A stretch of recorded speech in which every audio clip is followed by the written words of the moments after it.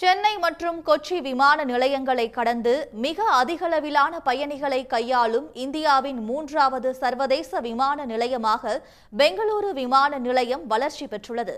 கர்நாடக மாநில தலைநகர் பெங்களூருவில் உள்ள கேம்பகோடா சர்வதேச விமான நிலையம் அதிக பயணிகளை கையாளும் இந்தியாவின் 3வது விமான நிலையமாக மாறியுள்ளது.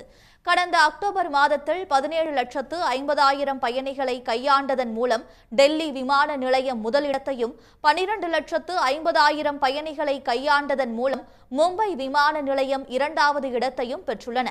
இந்நிலையில் கடந்த அக்டோபர் மாதத்தில் 4,80,000 பயணிகளை கையாண்டதன் மூலம் பெங்களூரு கேம்பகோடா சர்வதேச விமான நிலையம் 3வது இடத்தை பிடித்துள்ளது.